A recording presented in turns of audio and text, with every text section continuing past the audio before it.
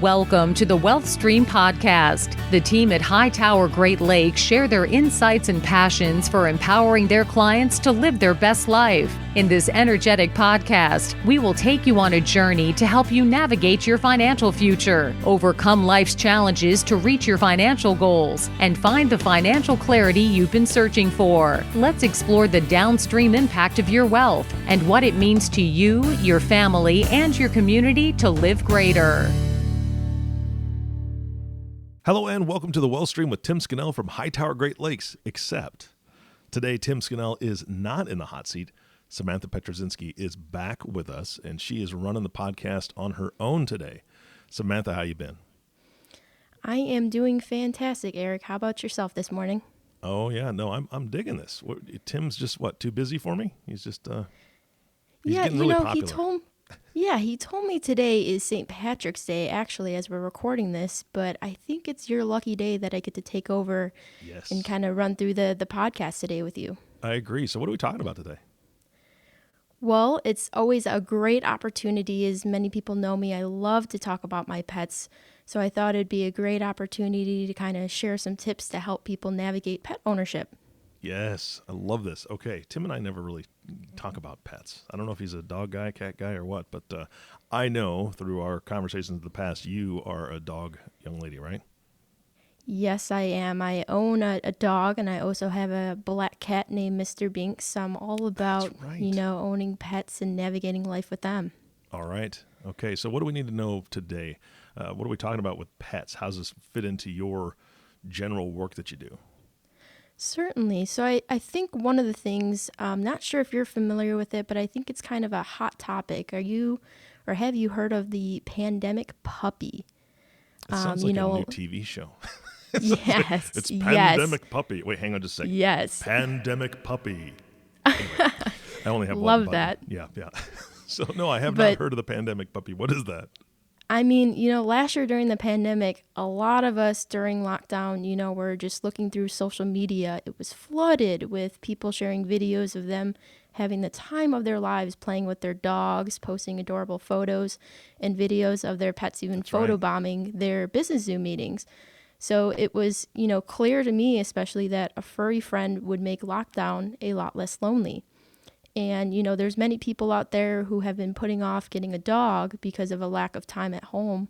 Mm-hmm. But suddenly, they had abundance of time available, and they saw lockdown as the perfect opportunity to finally raise a puppy. But I always question were they prepared to handle the costs associated with owning a pet? Mm. As you know, Eric, dogs give a lot to us, from unconditional love to messy kisses to being that perfect furry friend to snuggle with. Mm-hmm. However, taking care of a dog also comes with emotional and financial responsibilities. Whether you buy from a pet store or a breeder, adopt from a shelter, or even take in a stray, those initial costs to owning a pet are just the beginning of the story. And I want to make sure you understand how much it could cost to take care of your fluffy companion. Yeah, no, this is a great topic, and you're absolutely right. I remember one of the things that I was very, very pleased to see, especially on social media, was so many of the shelters were posting pictures of empty shelters.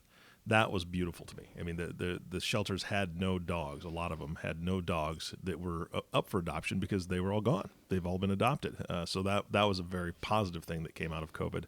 But you're absolutely right. I think people trying to fill that void from their previous social life, they're not around their friends as much or their family as much. Filling that void with a furry companion is fantastic, but the budget is, we've been through a lot with our different dogs, surgeries and things like that, and it's expensive. I can definitely agree with that, and especially, coming home or even being isolated at home with my dog and cat, they bring so much happiness to my life, but I was quite naive, with the fact of how much it actually costs to take care of them both, in a household at times, especially if you're adopting a puppy. They can almost be as expensive as a toddler at times, if there's certain things that go wrong. Mm-hmm. So I thought it would be a great opportunity to, I know a lot of our listeners and a lot of people I know have recently, purchased or adopted a new dog. So I thought it would be great to just share some of the tips and kind of help them navigate the costs that I've experienced thus far in my experience. All right, let's talk about it. All right, I thought I would start off with just a little brief background of myself. Especially, growing up, my family has always been surrounded by a wet-nosed furry friend. In our eyes, dogs were more than just a pet, they were family. And I always knew when I went off on my own that I always wanted a dog of my own. But as I mentioned, looking back, I was slightly naive and misjudged the work it takes to actually take care of a dog. At that point, when I moved out on my own, I did own Mr. Binks, my cat, but as any cat owner knows, cats basically take care of themselves. Let's be honest, they sleep all day, 2 a.m. hits, and they become ninja cat. But back in December of 2019, I thought I would take the leap and adopt Remington from a local shelter here in Valparaiso. And I will say she's truly a sweetheart, but the first couple of months were rough. She was 8 months when I adopted her. She was the queen of destruction, tearing apart anything in sight. I thought I could be the one to crate train. She actually cracked her 2 canine teeth trying to bite through the cage. So I definitely know with a few vet visits later that I needed to start budgeting for potentially her having to lose those teeth in the next, couple years. So just with the understanding that I needed a better plan and to help, find out how I can budget for those unexpected costs, my goal is to really share, as I mentioned, those few tips I've learned to help navigate the cost to make sure that people are making those important financial decisions to help their pup stay happy and healthy. And when I think about that, there's really 2 major transition points that you see when owning a dog. First is really just getting that fluffy companion, whether, the cost may vary depending on the dog breed, but also too if you decide to adopt versus, purchasing from a breeder. If you purchase from a breeder, really you can expect that the purchase price of the dog is really what the one-time or upfront cost that you'll pay. And that varies, depending on the high demand for that particular breed. I've seen especially, my cousins with the French Bulldogs, those are quite expensive, can range anywhere from $2,000, $5,000, even more, if you're looking for a purebred. But I'm a huge fan of adoption, rescuing a puppy from a shelter. And a lot of times with that adoption fee, it's bundled. So there's, they're covering a variety of expenses. Many shelters provide the microchipping, initial vaccines or shots, and some even spay and neuter the dogs, which, the total cost can be upwards of $800 if you, combine all of those. But we often see that shelters don't usually charge that upward amount, but rather most adoption fees range from $300 to $500, just depending on where you go. And I just remember when I adopted Remington, the adoption fee was $310, but all her initial vaccines were included, shots included, she was spayed, microchipped. And one of the huge benefits I thought, especially the well done work of the shelter, was that they actually partnered with a vet clinic in town. So her first wellness visit was actually free.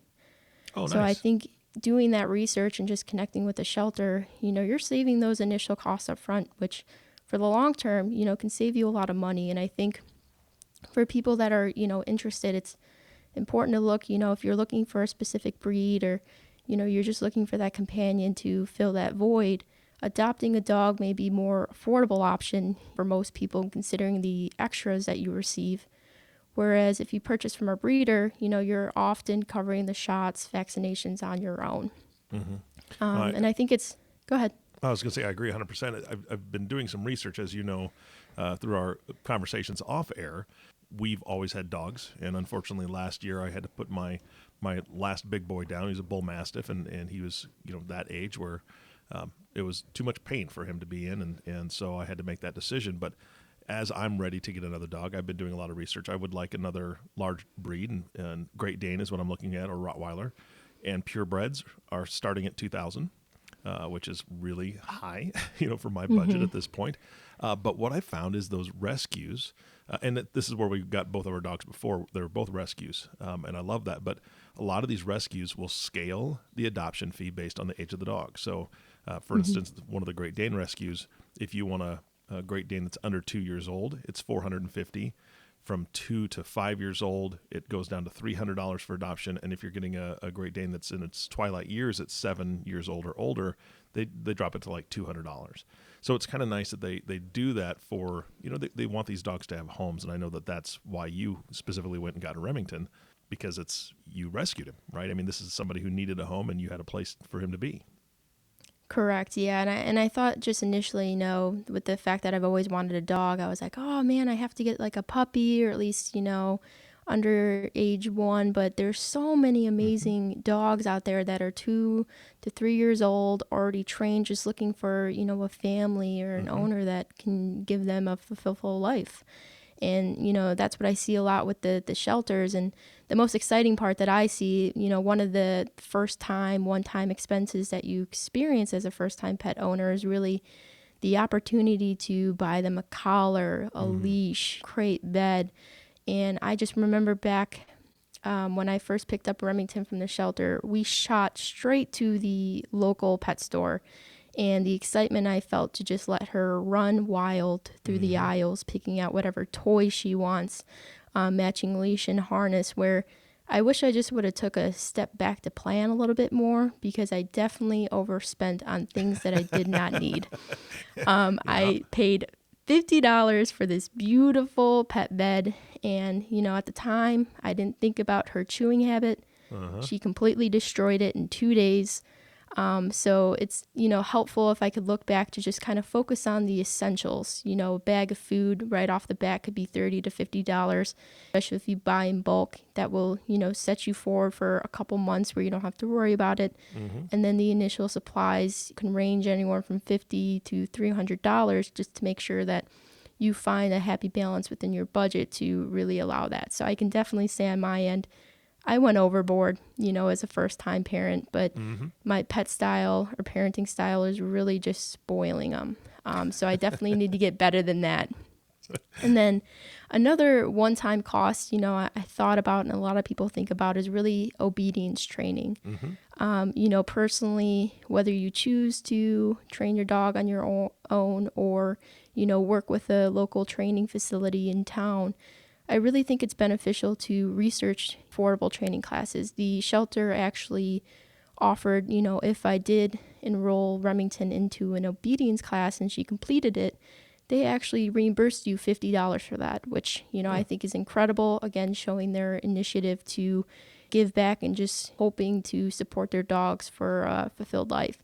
And so that's something, especially if people are out there, look for discounts like that. Look for research that maybe you purchase 3 classes and the 4th one is free. Just deals like that can really save you a lot in the long term and help you to budget and ensure that helping to reduce those long-time behavioral issues can also save you a lot of money in the long-term term. As I mentioned, if Remy was a lot better trained, with the crate, now she's spoiled and just sleeps on my couch all day. But, I could have avoided her cracking her teeth. So I think overall, when people think about, what would it cost, the first year or initial kind of startup cost to really get a pet would be a range from just $250 to $2,000. Like I said, it varies, especially if you work with a breeder. But I think ideally, if you're looking to adopt, that's kind of a good budget that you can really set for yourself.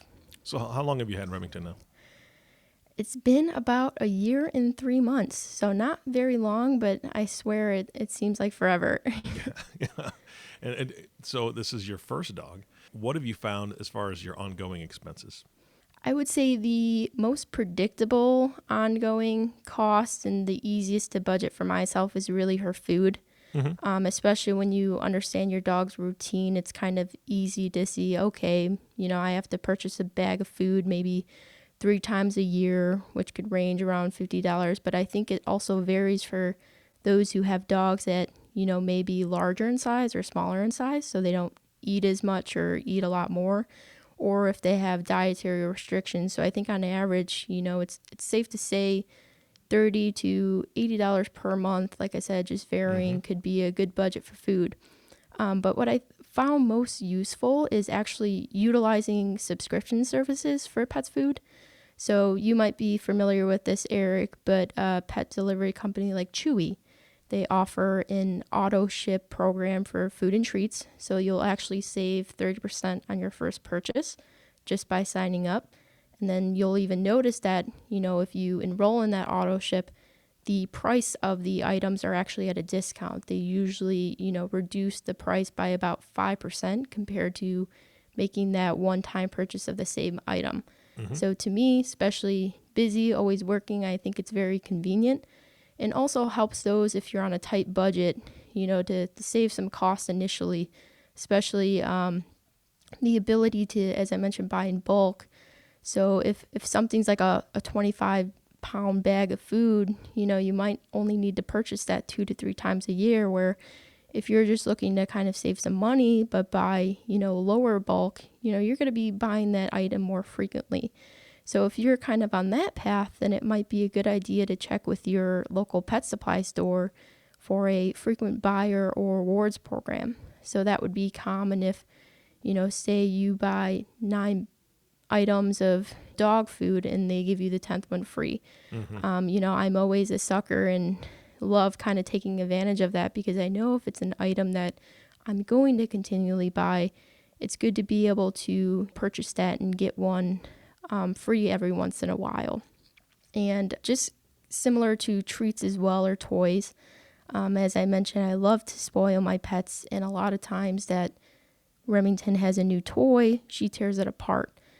So a great option too for those of you looking to kind of spice things up every month for your pet, maybe doing something like a monthly subscription with BarkBox or PupBox, where it's easy to budget, exactly what you're paying per month. And it also helps with, if you have a pet that has a high turnover of toys, as I mentioned, just tearing them apart, it's something exciting to give them on a monthly basis. And usually the cost averages maybe $29 per month, or with PupBox, I think it's like $39 per month.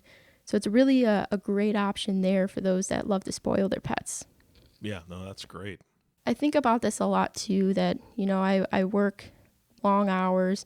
I'm gone most of the day. Luckily, I do work close to my home, so I do have the opportunity to go home for lunch and spend some time with Remington. But life happens and not all of us are that lucky. So maybe we need to think about dog walking or even all-day doggy care. So that's something to be conscious on if you're looking to buy a, puppy in the next couple of months, how you will take care of it when you're at work or even when you travel.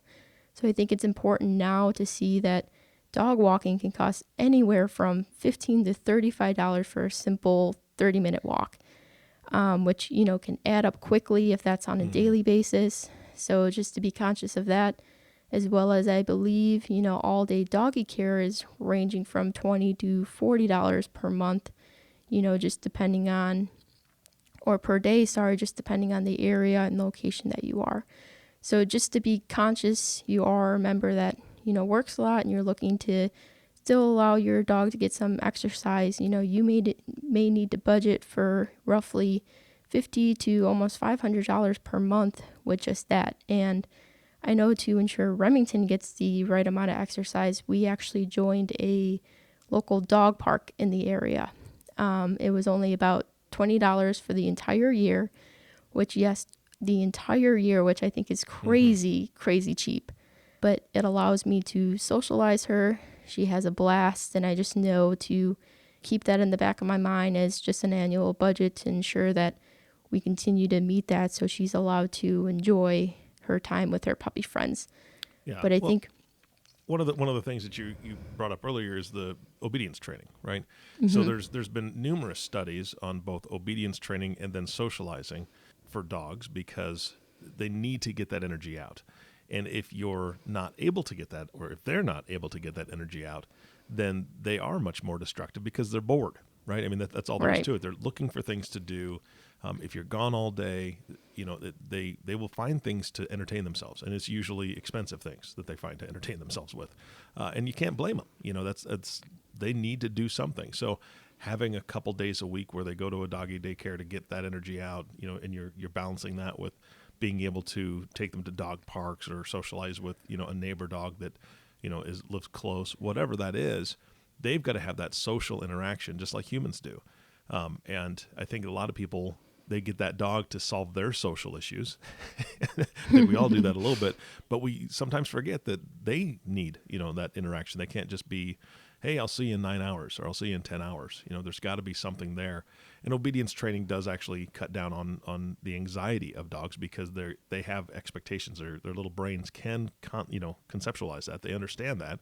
So they know what they're supposed to do and what they're not supposed to do, and it helps them be happier.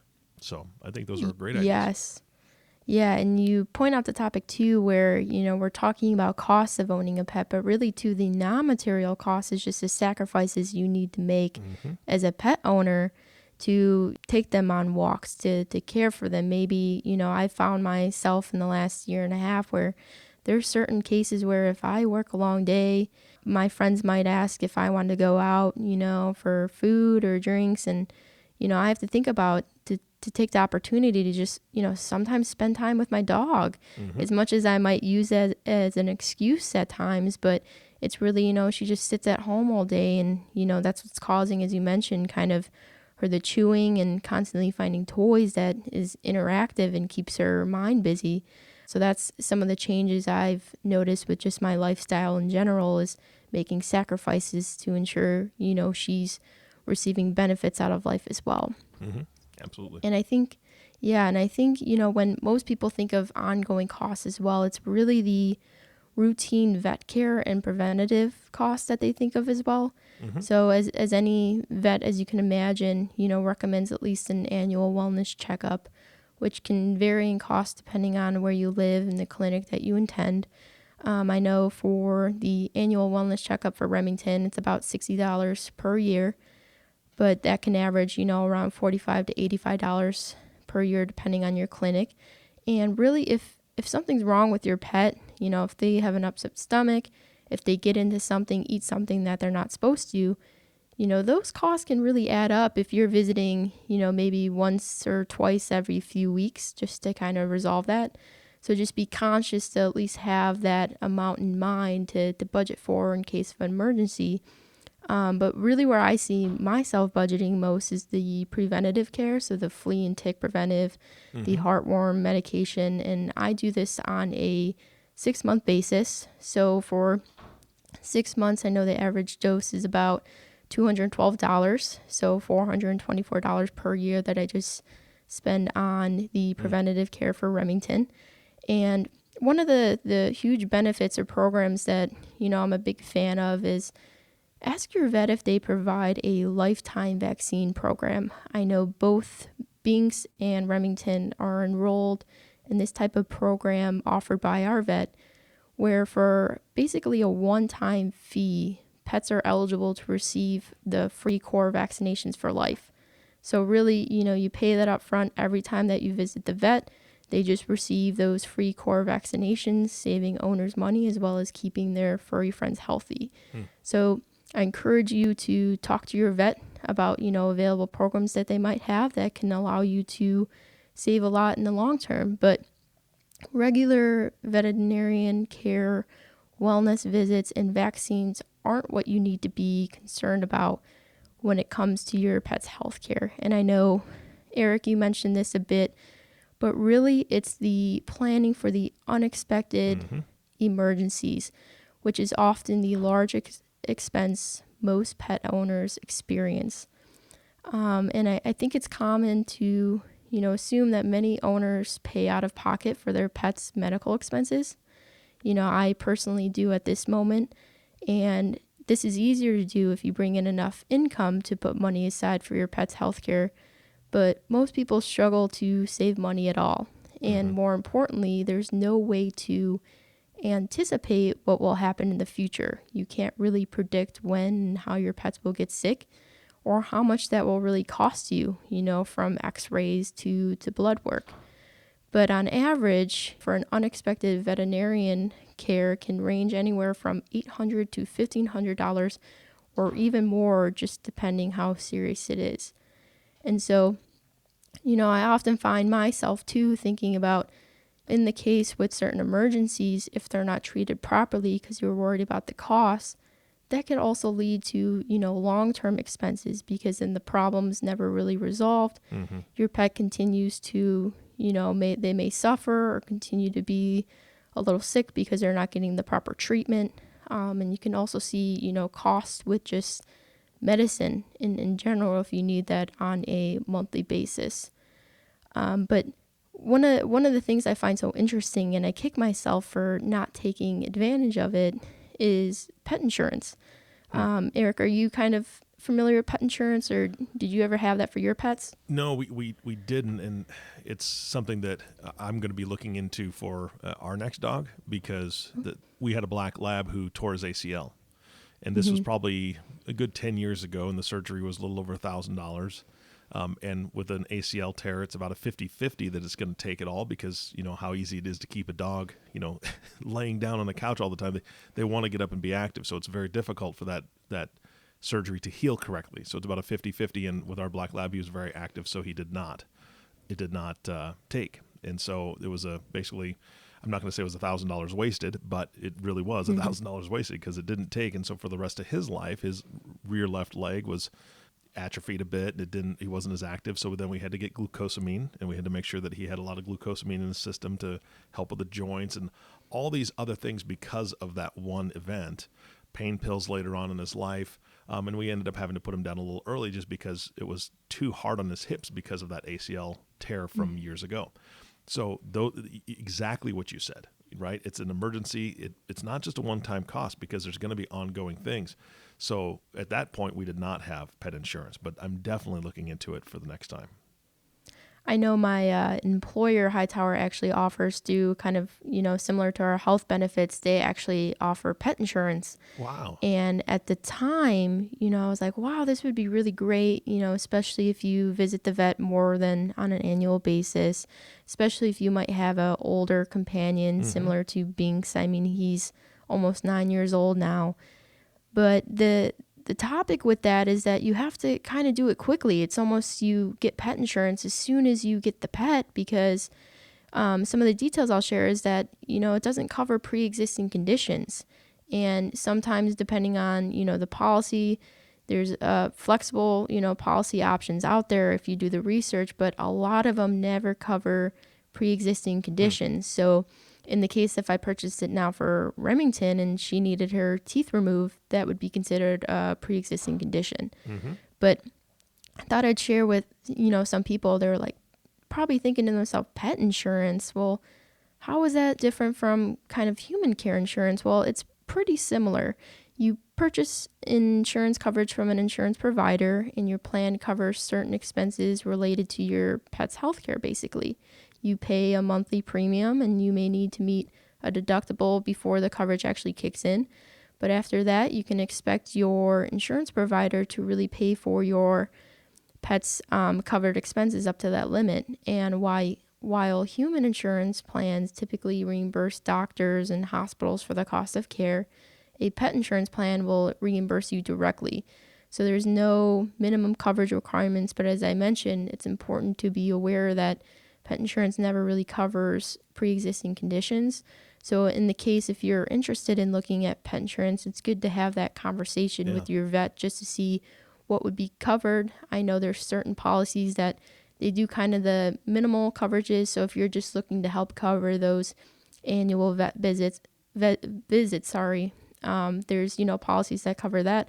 Or there's policies for the extreme, as in your case, Eric, as you mentioned, kind of dogs' hamstrings or major surgeries that they need. There are just policies that you could pay into that help cover those costs. And due to that, some people think it's, best to purchase pet insurance when you first get your furry friend, as I mentioned, because on average, I would say the cost of pet insurance is roughly around $585. So if that's something like $48 to $50 per month that you might be paying to help cover your dog on kind of a basic policy, as well as maybe more around $30 per month for cats, just varying by the policy that you pay for as well as by the state. But I think paying a small bill up front makes it possible to afford treatment for your pet at really any age, which is why, we're seeing more and more people think or believe that pet insurance is worth the cost. And I think so in terms of the peace of mind knowing you're financially covered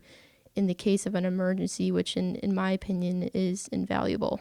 Yeah, absolutely. We went over a lot of information, some of the tips that I kind of reviewed and experienced thus far, kind of owning, Remington, especially with Binks. And hopefully some of the key takeaways that we can really get from that is first determine how much, monthly expenses will affect your budget. Do you have the discretionary cash flow to accommodate the reoccurring expenses on a monthly basis? And if not, are you willing to cut back in areas such as, going out to eat, maybe cutting down on the area where you live that you may be overspending, that you could help accommodate and really be a great pet owner to ensure that, they have a great life. I also found that it's important to set aside a portion of your emergency fund for that unexpected vet bill. Mm-hmm. As financial advisors, we always preach that, as a human and how you look at your expenses, it's always good to have 3 to 6 months of expenses set aside in an emergency fund in case, unexpected events happen in your life. But we should do the same and proactively save for the unexpected things that happen in our pets' lives. Because as we all know, pets have their own life and tend to, at least mine, get into things that they're not supposed to. Mm-hmm. They eat things that they're not supposed to. I can definitely say that although I have fake plants everywhere in my home, my cat, Mr. Binks, insists on still eating them, which is always, 3 to 4 days of upset stomach. But I would definitely say, there is a high probability that every pet, regardless of the age, will, experience an unexpected kind of major vet bill through their lifetime. So it's just good to kind of start taking the steps to really prepare for that as a pet owner. Yeah, absolutely. The third one would be, you could take anything away from this, is really just to take a step back and think about how you would feel if you are faced with a life-saving vet bill that you really can't afford, before it happens. And unfortunately, I think about this a lot just because Remington and Binks are my family. So similar to people who have children, they are literally my fur babies. My entire life revolves around them. I always joke that, I work hard to give them a fantastic life. So I know personally that I don't want to put myself in that position. Mm-hmm. And honestly, it's not fair to be in that position for them as well. So I'm conscious and put my efforts forward to, set aside enough cash each month, ensuring that their accommodations, their medicines and food are included in my budget. So I know in that case, if something seriously needed to be done, I have the comfort knowing that my budget or what I set aside can help cover that. I can have the peace of mind just to focus on them in that moment rather than worrying about the money. Yeah. And if it's money that something, you're kind of worried about not being able to afford those big vet bills, well, that's when you may consider, purchasing pet insurance, which, as we talked about, I did not purchase pet insurance, but in hindsight, I wish I did.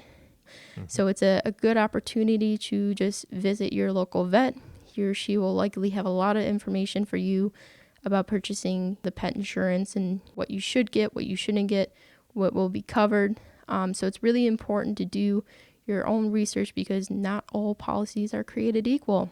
Mm-hmm.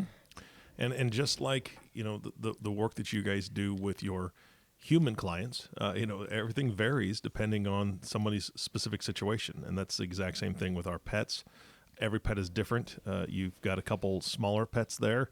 I've always had very large pets. So it was funny listening to you talk about buying dog food.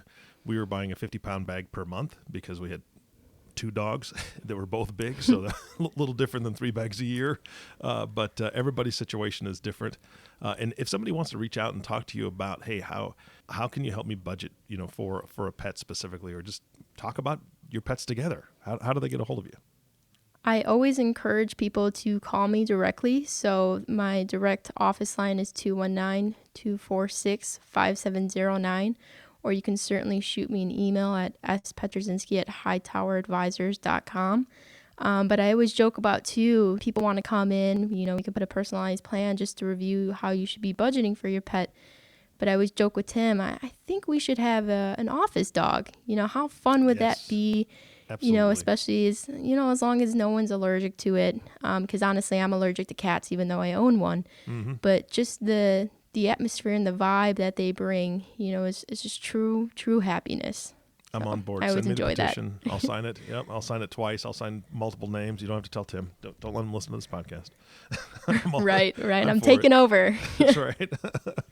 All right. Well, this has been fantastic. Samantha, thank you so much for filling in for Tim. And again, you're welcome back anytime.